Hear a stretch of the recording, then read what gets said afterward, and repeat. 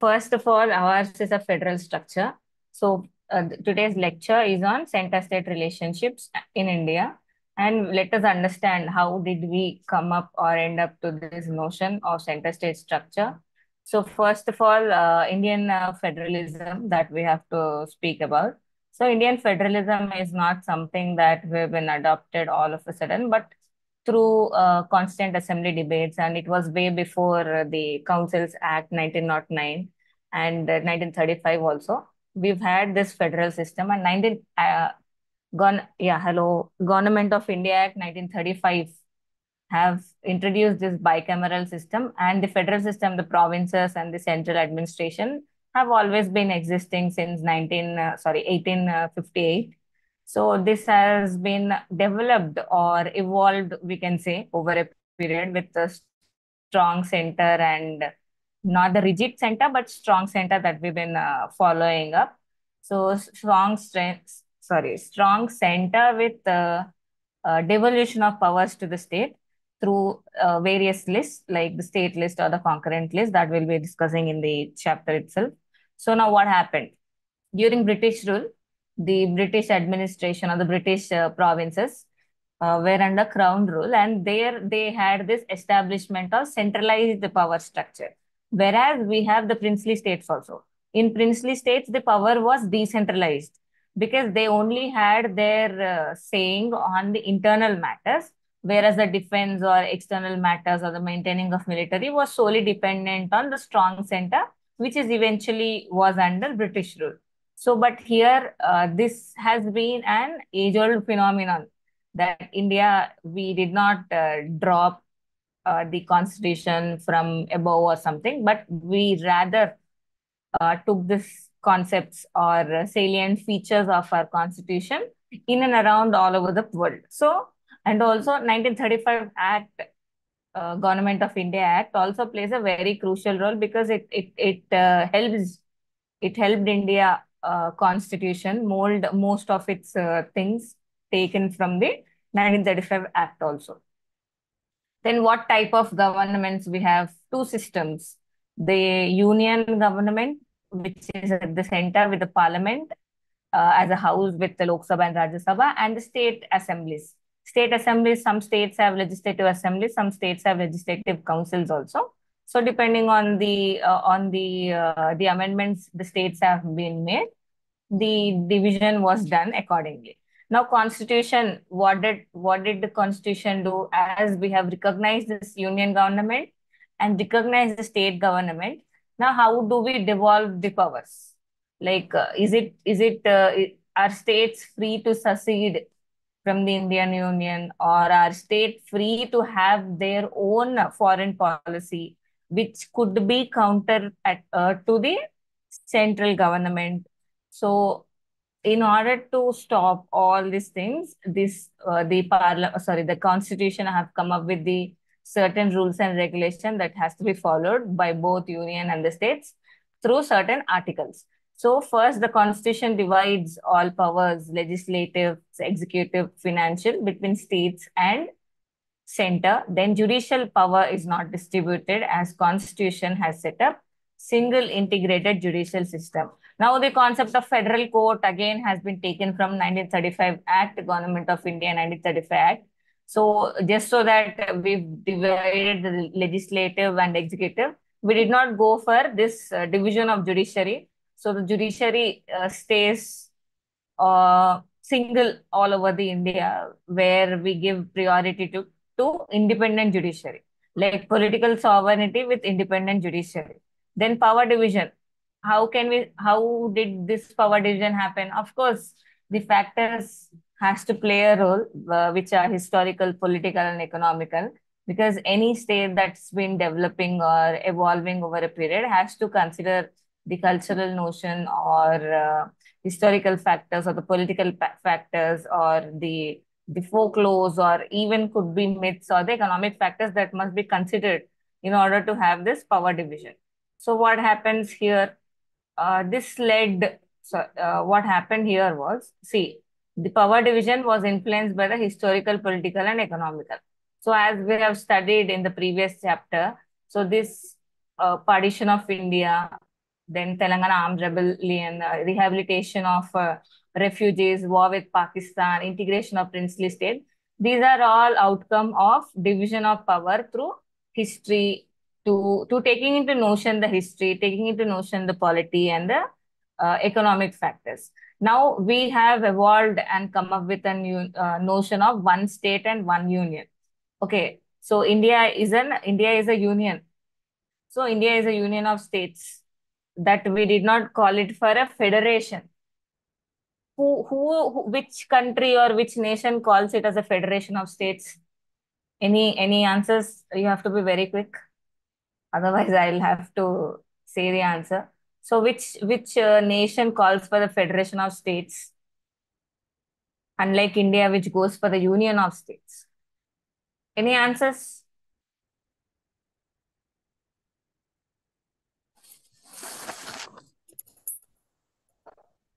USA. Yeah, USA. Yes, USA goes for this federation of states, but rather India has this notion of union of state, because we have this central authority where we have to abide by or depend upon for certain things, that defense, be it defense or international relations, or having this relationships with other nations, like in international space. So we went for one nation, one state and one union. And Constant Assembly also recommended Constant Assembly debates. If you are free enough over a period of time, you can actually sit down to read the Constant Assembly debates. Then you can understand any concept that you are afraid to read, or any concept that you think that why did we go for why did we go for federal unity, why did we go for prime ministership, why didn't we go for the president being the head as USA, why did we go for parliamentary system, and what is the notion of this representative democracy, and first past post system. All these concepts have been elaborately and discussed, debated in this Constant Assembly debates. So if you're free enough, you can daily or over a weekend, you can read all those debates and understand how smart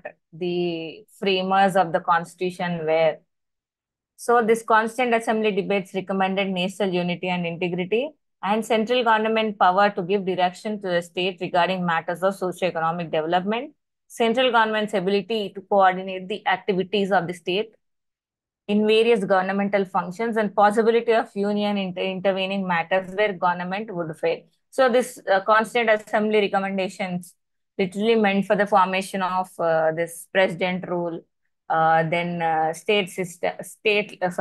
union list, then comes concurrent list, then comes this concept of appointing state authorities like governor.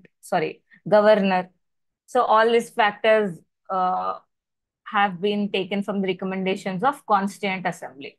So next one is the Constitution declares India as a union of states. This is an indestructible union comprising of states which are its integral parts. The states who cannot break away. How cannot states not break away? So which state wanted to break away during this integration and join with Pakistan, and even wrote a letter to UN? Which state?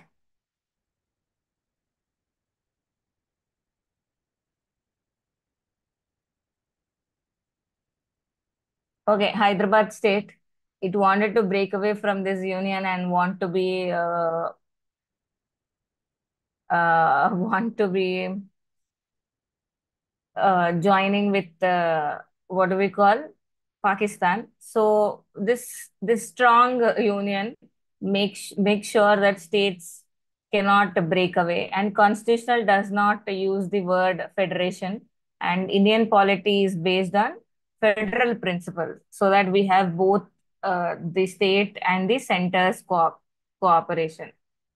If you have any group, please join me. I can be there.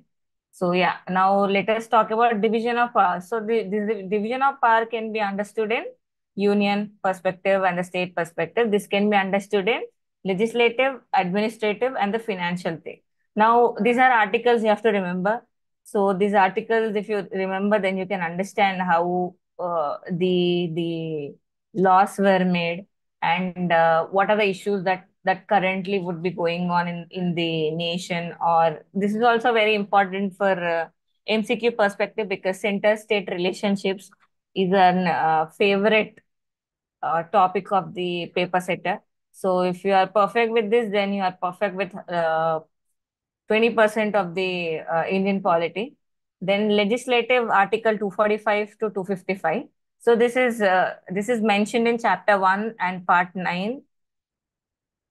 Yeah, yeah, part 11 of the Constitution, division of legislative powers between union and states. Based on what? Based on two notions: territorial jurisdiction and the subjects or the items that were mentioned in for the lawmaking.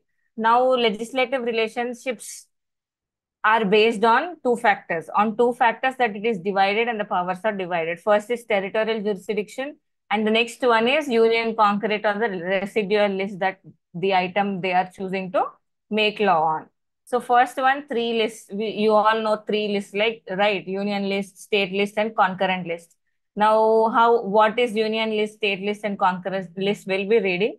So center and states are required to enact and legislate within their sphere of activity. See, you have to act in your own sphere. If you start acting, you have to, suppose you are a Pol.Science going to be graduates, you have to act in your own sphere of activity in understanding or learning the discipline, or understanding the concepts, rather than focusing on what is outside of your syllabus, right? So the center and the states also, they have to be acting along the powers that they've been devolved or addressed in the Constitution of India.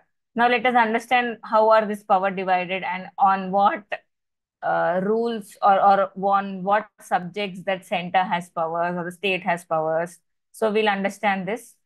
First one is union list. So union list, it's the name only. Subjects of national importance: defense, armed forces, foreign affairs, war and peace, railways, national highways, foreign trade, minerals, oils, resources, elections, and income tax. Now, only Parliament has exclusive laws or exclusive power to make laws on this items that are belonging to this union list, and it can make a law for a particular part or for a whole of India. So if it is for the whole of India, then it has to be ratified by certain percentage of states that have to be accepting, saying that we are ratifying and accepting it. So Parliament has the rights to make any part or the whole of the nation. Then state list, what comes under state list? Public, police, local government, public health, sanitation, and opium. Opium means this the drugs control, etc. Then state government has a power of legislation with regard to the subjects in this list. Then state legislator can make laws for the whole or again any part of the state, and the laws that state government makes are only applicable inside of that state territory. So, okay, if the state of Telangana makes laws on certain item that's in the list, then it could be only applicable in this territory. It cannot be applicable to the beside states or any other state in India. So concurrent list, so we have read union list, state list, and now comes to concurrent list. So what does this have? This have subjects such as marriage. You can remember at least concurrent list, then you can rule out the MCQs, or if you are or it better help you understand, like, why there are laws on certain things, why there are laws on not a particular topic that have been missing or not addressed by the center or the state. So subjects such as marriage, divorce, transfer of property, then this property other than the agricultural land. So then contracts, bankruptcy, stamp duties, these are all comes under concurrent list. So now this uniformity of the law throughout the India is desirable but not essential. So what happens now? As if we go through the state list, as state has power to make any laws on public order, police, local government, public health and sanitation, and opium, right? So this could lead to every state following their own what do we call, their own policies or their own laws. So it doesn't mean that if other states do not abide by it, do not follow, it doesn't mean that this law has to be struck down. But it is not mandatory. It is not written that in the constitution that it has to be same applicable for all over the, every state has to make laws similarly. Then what for the items in the state list, right? If they are not free to make laws according to their states, depending on the state's nature or the economic status. Now, parliament and state legislatures have concurrent power of law making over the items that are included in the list that we have read. So, center and state can enact a law on the same subject. So now should have got this question.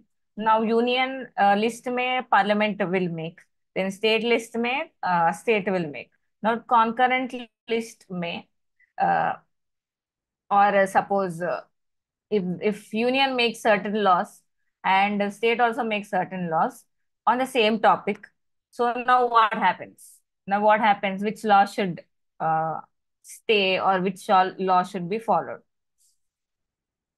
Yeah. So if the central law shall prevail over any state law, yes. So in case of state legislation on a subject in concurrent list, has to be the prior approval of the president.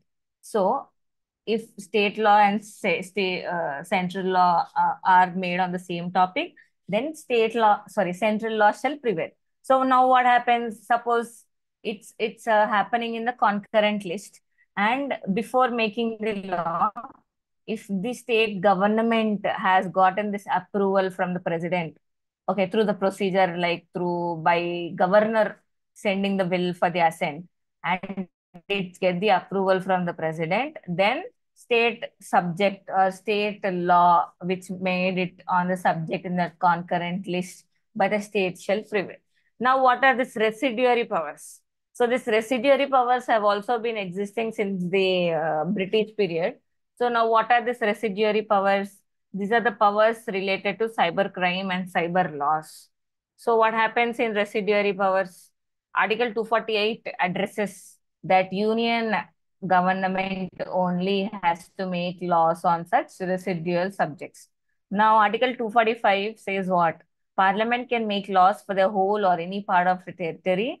State can make laws for the whole or any part of the territory. Then but there are territorial limits for the state. There are no territorial limits for the parliament because parliament can make laws for whole of India because it's parliament, it's the central authority. But if the state can make laws, state only until its territory or the boundary exists, and no limitation on parliamentary laws. So here first you have to remember for the MCQ or if any theory is this point. Center and state enact a law on same subject mentioned in the list, then state law shall prevail over any state law. Central law shall prevail over any state law. And the second, the same thing, you have to read both along. You cannot read one and leave it. So if state legislation on a subject makes a law on subject in concurrent list, then if it's has a prior approval by the president, then it shall prevail. Okay. I hope you are clear. Then special powers of the parliament. What are the special powers of the parliament? Special powers. Example, emergency. So parliament has power to make laws for whole or any part of the territory with respect to matters specified in the three lists. Like in case of emergency, now parliament has this extension of power. Not just that it can make laws related to union list or the concurrent list. Now it can also make the laws on the subject related to the state list because there's an emergency, and in terms of emergency, the legislature and the executive could be dissolved, or there could be prevailing this financial emergency or presidential rule or this war or aggression that has been happening. So in times of emergency, this can do that. Parliament can make laws even on state list. Then parliament can make laws on any matter in the state list for implementing international treaties. Have you ever understood that why can't the states have this separate maintain international relations with the other countries in international space.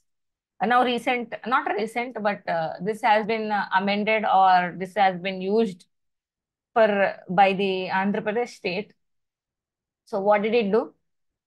Not recently, sorry. It's a long back. But the Andhra Pradesh state had this special uh, see, suppose here it said that these international treaties or international foreign policy, the states cannot have their own separate foreign policy. Now, what if the state wanted to have this FIIs, that foreign investment or MNCs that has to be coming into the state? So it has to have this diplomatic relationships, right? Not that they have to be against or they have to be on the lines. They have to be on the lines. They shall not have to be against the foreign policy of India, but through this concept of MOU. So this concept of MOU, they sign this MOU with the foreign countries, and for that purpose, for a certain period of time, then they'll have this relationship other than the relationship that India maintains it through foreign policy. So, example, Andhra Pradesh state signed an MOU, Memorandum of Understanding, with Singapore. You all know. I hope you are all from this Telugu states. So you might have known this. It's not a recent one, it's a long ago one. So I don't remember the timeline, sorry. But that's how the state has to maintain. Okay, so then what are these international treaties and agreements? United Nations Privileges and Immunities Act 1947, Geneva Convention, then Anti-Hijacking Act 1982. Now, the Article 249, the Parliament can make laws on any subject. So, Article 249, what does it talk about? The Parliament has power to make any laws on any subject if, see, there are if and but. So, what does it talk about? If Rajya Sabha declares that subject to be a subject of national importance. Now, this is the important power of Rajya Sabha, and Parliament can enact a law to constitute public service for the concerned state, again a power of Rajya Sabha. Then if a resolution to that effect is passed by the legislature of the state. Now what happens? How this Article 249 power is to be used? What happens here is, now Rajya Sabha will declare that this commission has to be a state of concern. Now it declares that this subject needs immediate attention, or this is of like national importance. Then if the resolution to effect this thing is been passed by the state, then Parliament can make the law. Okay, this is provisions. This is a clause through which the Parliament can make laws on state list. Then Article 252. So that clause list, Rajya Sabha plays an important role. Okay, remember that. This whole chapter is very important. If you are very perfect with it, as I'm telling you, you can easily understand the other concepts like emergency provisions, or you can understand this proclamation of emergency, financial emergency, or what do we call this money bill, finances bill. All this thing could be understood easily. Then Article 252, power of amendment and repeal of law rests with Parliament but not with the state. So suppose in state of emergency, this Parliament has made a law on the for the state, and state have made certain resolutions to be accepting it. Now, once the emergency has been done, and that's no longer the national importance, now the state government cannot by itself say that, okay, fine, we'll cut off this, we'll amend this. No, it has no rights until the Parliament amends or until the Parliament repeals that law. State government has to follow even if there's no emergency situations existing. Then creation of new All India services by Parliament on recommendation of Rajya Sabha, another important power of Rajya Sabha. So Rajya Sabha can help create the All India service if the Parliament, sorry, if the Rajya Sabha declares that there has to be a creation of another All India service, then parliament can make the law. So it by itself cannot put up this law and put for the debate. Then they'll pass a bill in the Lok Sabha. Then it has to be passed by Rajya Sabha. Then assented by the president. This project procedure is not to be followed here, but here rather the Rajya Sabha it starts in the Rajya Sabha first. So Rajya Sabha has to declare itself. Then the parliament makes laws on it. Okay. Then special powers of parliament. So what happens here? Union government has supremacy over subjects in concurrent list. So here we are talking about concurrent lists, and in the state law on the subject, the president's assent it should prevail in the state. That we have read this in the first second slide. Then parliament can enact a law adding to, amending, varying, or repealing of the law so made by the state legislature. So Parliament need not necessarily make the whole law. It can actually add to the existing law. It can actually cut off certain clauses that has not been in lines with the what do we call union law, or also it can amend, or it can also reject this law. So Parliament has got like a lot of powers. If seen if seen in India, we have this central authority rather than saying this. We have a federal state. It's a federal state with strong center. So that's what Indian constitution or Indian laws are like that. So Parliament has power to legislate the laws for the union territories also. Then also only Parliament can make extraterritorial legislations. So extraterritorial legislation means with outside of the territory of India. Then laws of parliament. This is an interesting one. This has to be understood. Laws of parliament are also applicable to Indian citizens and their property in any part of the world. Suppose diplomats, if they are functioning or working in the other states, they don't work in here, right? So but although they are citizens of India, then how can we say that they are free to do anything? No, even if though they are not staying in India, but the parliamentary laws, they still have to abide by it. Okay, so that is what it's called for. So the laws of parliament are also applicable outside. Citizens, see, if you are a citizen of India, you are anywhere in the world. If you are anywhere in the world, this parliament laws shall be applicable to you. Okay, that is why the rescue missions happens, right? If what's the recent one? Uplifting? Ukraine? Was it Ukraine, the recent one? Where the citizens were brought from this war zone areas. I think was it Ukraine or Palestine? So the Article 200. Now Parliament control over state list. So we'll understand how Parliament can have this control over state list. So Article 200 of the Constitution. See, this topic is very analytical. So unless you are very perfect with the wordings and the article numbers, you can write an excellent answer, even an excellent essay, and also you will have this better understanding of attempting MCQs. So please go through it, sit down, read. Don't read for the sake of reading it, but just rather read it like you're reading a book. Then you'll understand how beautiful the laws are. If you read it for the sake of finishing it or just for the reading of an exam, that won't get into your head. This has to be like what do we call a war, yuddham. So Article 200 of the Constitution provides that certain type of bills passed by the state legislature may be reserved by the governor for the consideration of the president. So this is an important power of governor. So governor can withhold.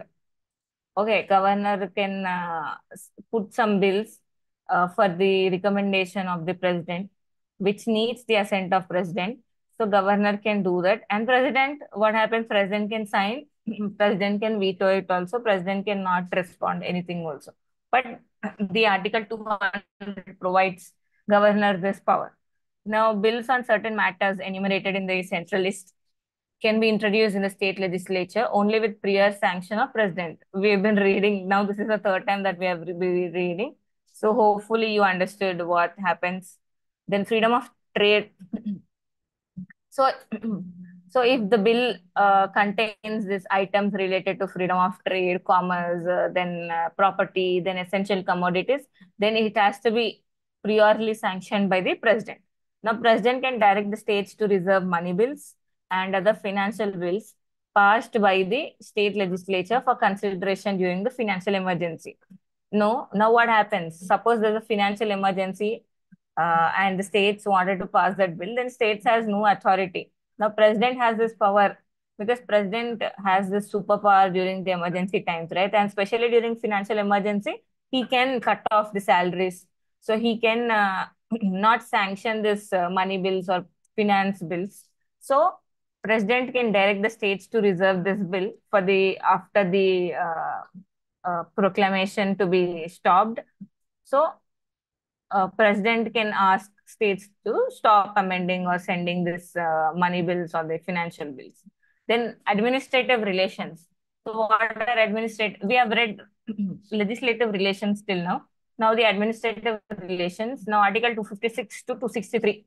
This number is nice jumble. You can remember. Then the center can execute all member matters on which parliament can make laws. Yes, and extends to whole of India.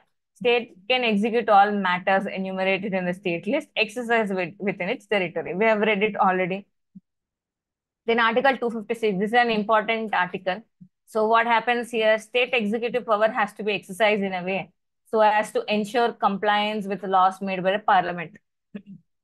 Okay, this is a very important article. What this article says that this article keeps states to be acting on the lines of parliamentary laws. So now how can Parliament keep a tab on whether states are working all along the parliamentary laws or are they acting against the parliamentary laws?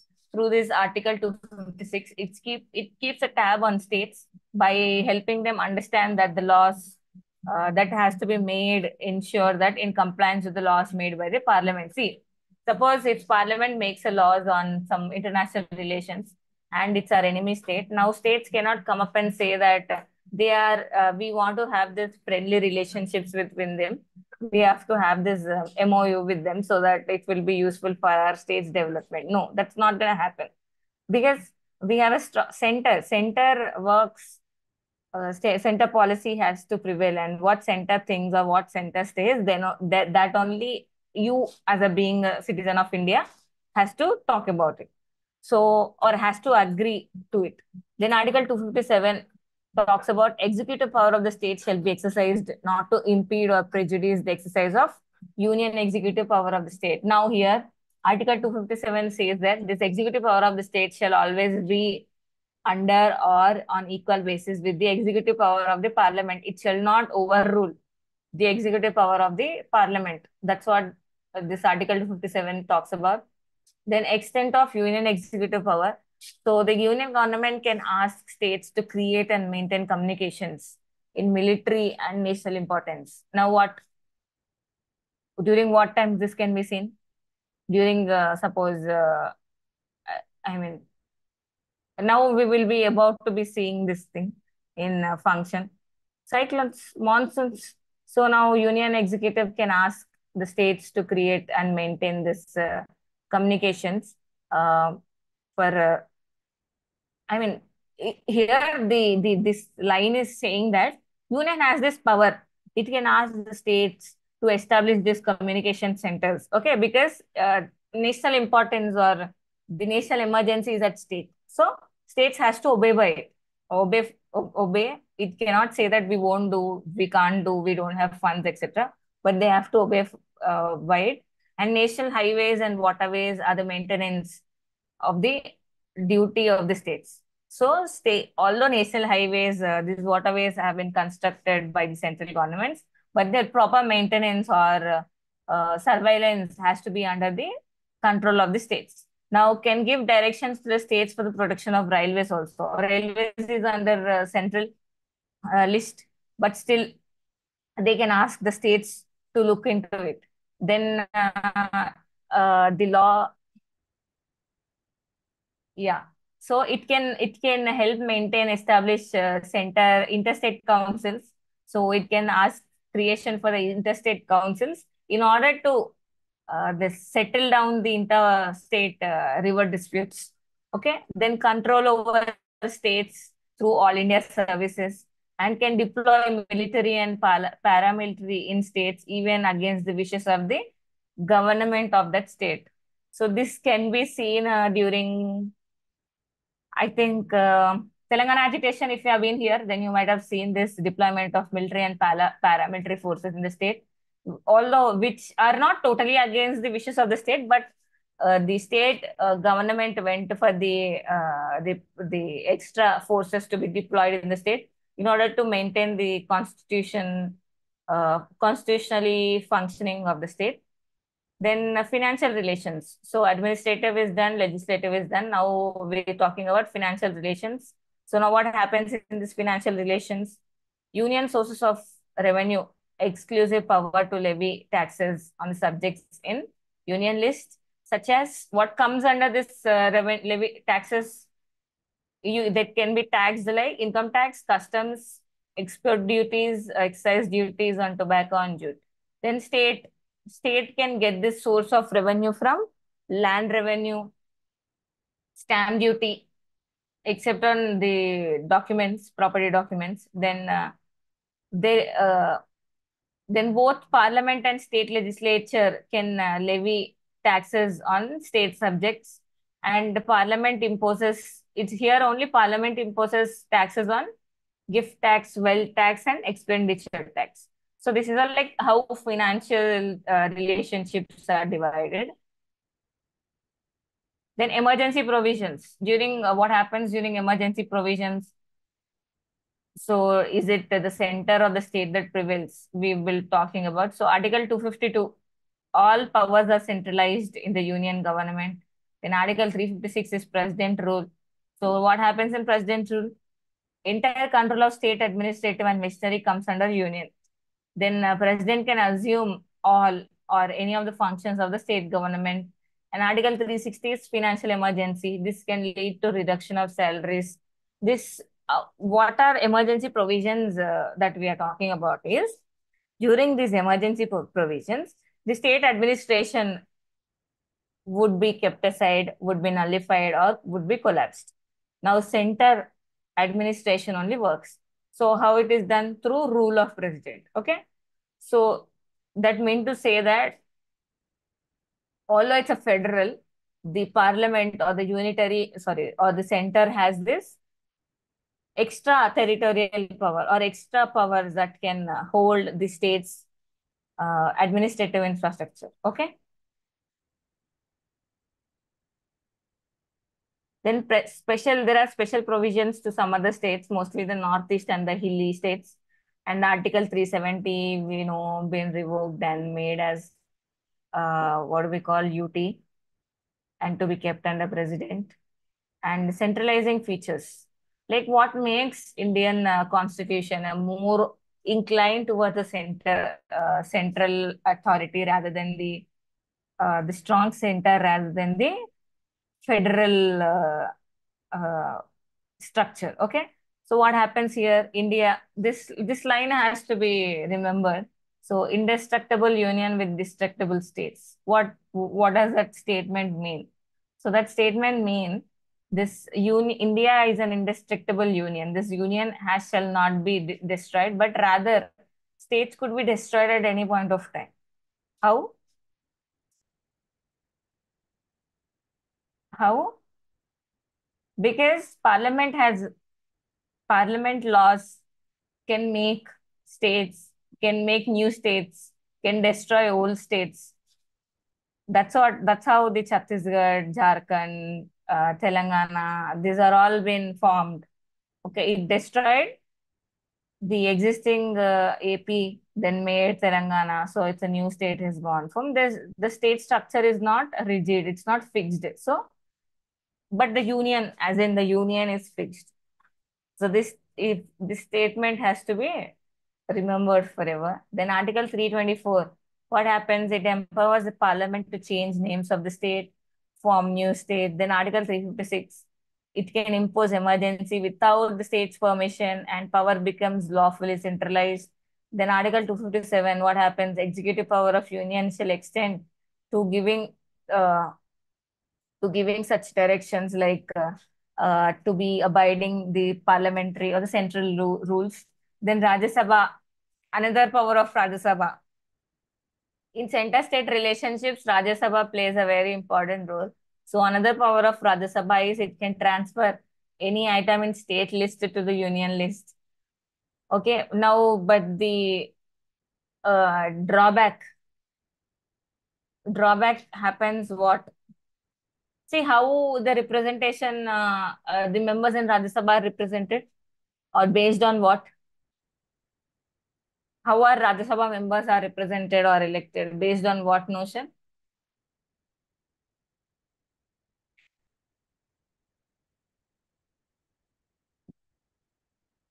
So based on the population, okay, based on the territorial structure. So that's why it will lead to unequal representation. Some states will be represented more, some states will not be represented as much as the other states were represented. Okay. So the Rajya Sabha, but unequal representation, it's a drawback, they say it. But Rajya Sabha can transfer any item in state list to union list, another power of Rajya Sabha, you have to remember. Then government's predominance over all India services, we all know. The domination over matters relating to criminal, civil judiciary, and states have no role in removal of judges. Yes. Then the uniform civil code, property issues and essential commodities, they all require the assent of president. Then conflict areas, in areas of conflict. So, but the center state relationships have certain conflict areas also. So what are these conflict areas? Is appointment of governor. So what happens in appointment of governor? Usually the center will appoint a person who uh, uh, is favorable candidate to them. But although according to the provisions, the chief minister shall recommend, or it shall be appointed on the, I mean, acceptance of the chief minister. But that's a certain extra clause. But usually the governors appointed to the states are said to be like they are the representatives of the excuse me, the government that is at the center. Then deployment of central forces in states to maintain law and order. That's what we spoke about, the military and the paramilitary forces. They can be deployed at any time, and the states cannot say no to that. Then demands for the state autonomy.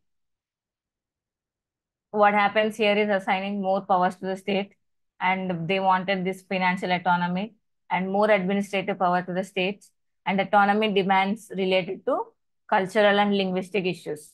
See, we have read how powerful the center is and the parliamentary laws. So the states have always been demanding for their own, rather than this iron arm to be extended over to the states by the central authority. They wanted to have their establish their own freedom in making laws, or have their finances to be devolved by their own law rather than forced upon them by the parliamentary laws. And also they get this concept of culture and the linguistic issues that they have been neglected by the authorities at the center, because parliament make laws and they do not consider this cultural side or the linguistic side of the states that exist. Next, commissions. These are very important. These commissions are very important.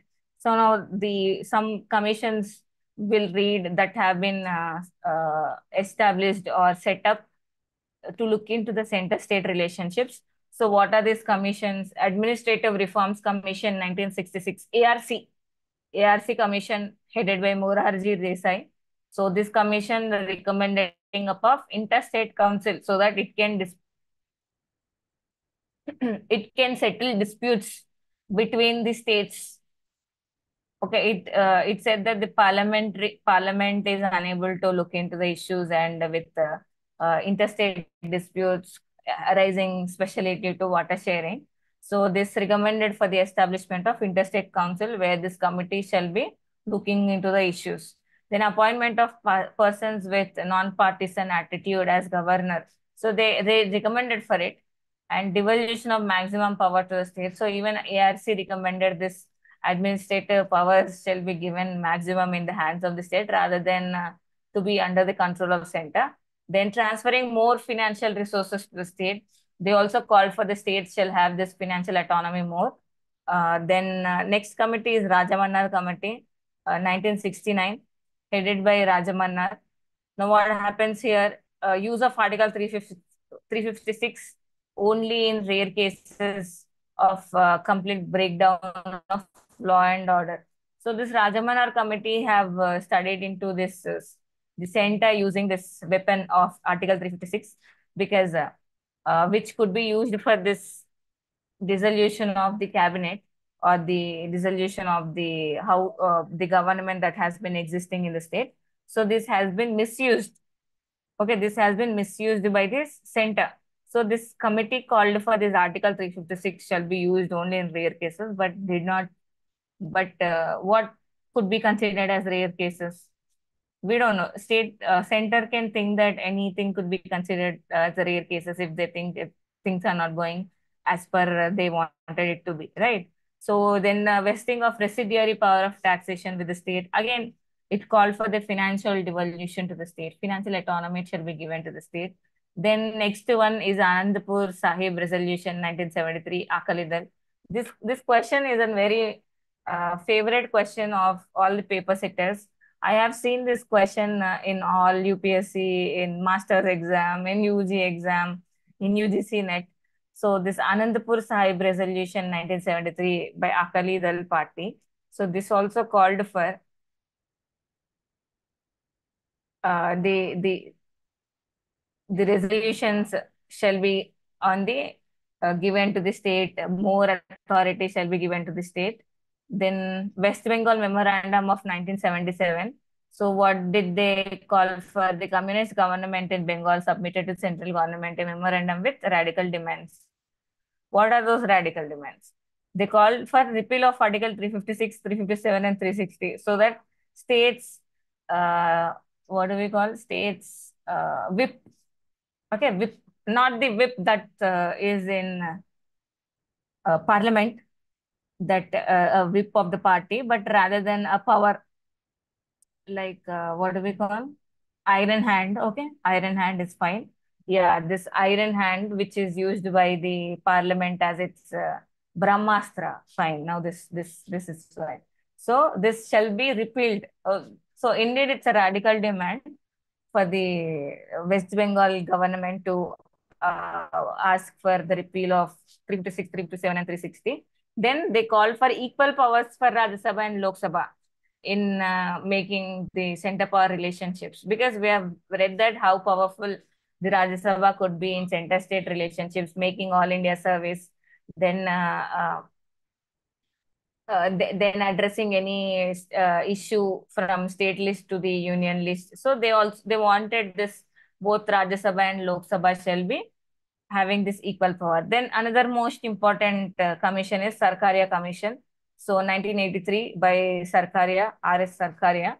So commission did not suggest any changes in existing constitutional powers. This was an interesting study, but it gave the notion of cooperative federalism. So the sole agenda or the sole root problem to the federalism as a notion of strong federal, strong center with federal states has come from this committee's suggestion that cooperative federalism has to be developed, where the resolutions shall be what do we call, settled down by the parliament and the states, and they have to have cooperate, basically not just have this fight but cooperate to make the um, laws function smoothly without any disruptions. So who, even this is an important question, also could be an important question, like cooperative federalism notions, and then you can write the recommendations of Sarkaria Commission. Then another commission is Poonchi Commission 2007. This is for center-state relationships. Again, an important question. So, but It was set up in 2007, but it gave recommendations in 2010, and it made 273 recommendations. It's a huge voluminous report. It's a seven-volume report. You want to read, you can read, but the summary is also available. So that also shall be addressed. Then the major amendments are Article 355, 356, Communal Violence Bill, setting up of National Integration Council, prior consultation of states by the center for making law on concurrent list, concerned states say in appointment and removal of governor. So this Kunchi Commission gave this recommendations. I mean, major amendments shall be made to these things. Then only the center-state relationships could be functioned, could be uh, what do we call, can have a better relationships, and this iron hand could be held and they can have a cooperative federalism. So this is what center state relationships for today. I hope you're all okay with the lecture today, because this is too analytical. Indian polity is always analytical but also very easy to understand, unlike theories where you have to sit down, think, go out of this box, or understand the notions of Plato's other worldly things. But rather, this is very interesting and it gives you fun dopamine if you are into this politics or eager to know what's happening in and around India and international space. So, any questions?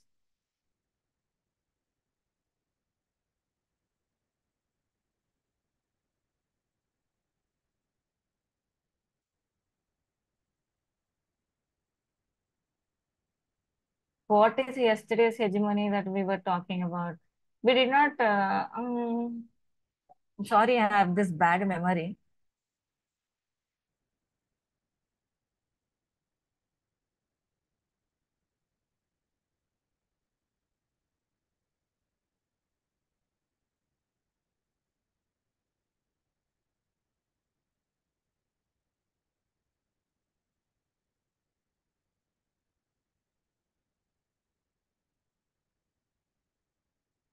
I I have no idea. I forgot what yesterday's hegemony that we have. Mm, I'm sorry, I forgot what's yesterday's hegemony. I have bad memory. Sorry for that. So any other questions? So tomorrow will be the last class, I guess. So tomorrow will be last class, right?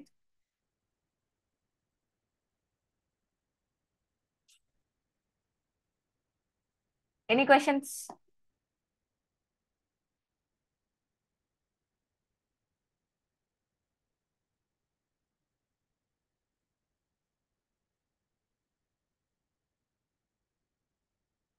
Financial relations, huh? Okay.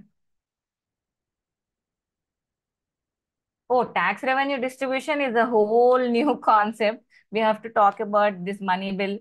We have to talk about financial bill one, financial bill two, then money bill one, then the GST with devolution of GST, and see all the committees that have been that gave recommendations.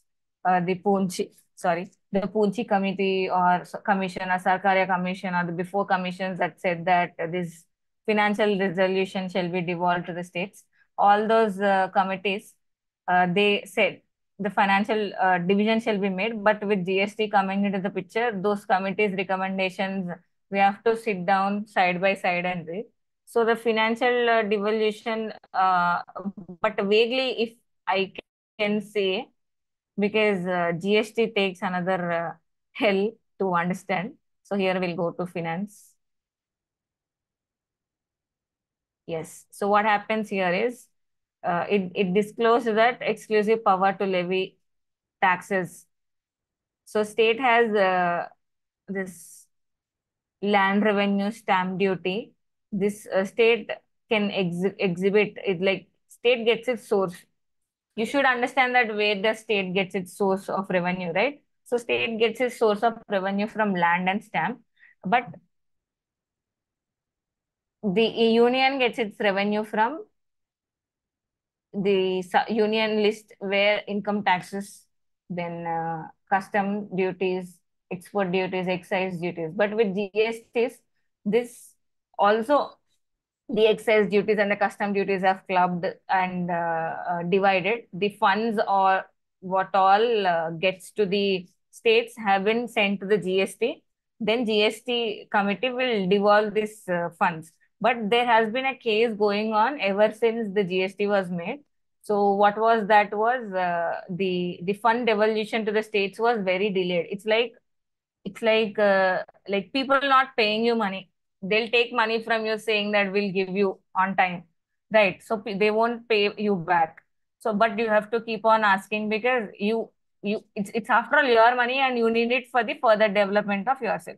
So this GST also, initially what happened was it was the fund that was devolved or the fund that was taken up by it, it was not distributing it to the states. Now states are already, see, every state will have its the thing, right? So it will go on. It will not have this what is that word called, this balance account. It will always be in negative one. So for a for them to properly function, for them to again devolve this money, they went to court. They went to court and they filed a case that this, whatever the percentage of amount that you should be giving us, please give us. Then court also said that state should, sorry, center should look into it. They said we'll give you, but I think this has already been delayed. They gave, suppose if there was a pending of 1 year, they gave it for 3 months, I think, 3 or 6 months, but that has been pending ever since. So that's how the devolution happens. Then Parliament imposes gift tax, wealth tax, and expenditure taxes. Yeah, this is the financial relations. Yes, borrowing power of center and states. You're asking me the borrowing. Yes. Borrowing for the GST, borrowing power of center and states. We have read it in earlier chapter, no? Finance Commission, the borrowing power of center and states is based on population. Is based on population, no? So that percentage is declared by population. So that is why even though the state, some of the states which have been producing very which have been having the better revenues also, ulta they were getting very little in comparison to the states which are not functioning that greatly. So this borrowing power issue also was a has to be recommendation of the Finance Commission or the other commission that has studied on this Finance Commission issues. And also the here also one of the commission also recommends the transferring more financial resources to the state by ARC only. First ARC only 1966. I think second ARC also spoke on the same, transferring more financial resources to the state.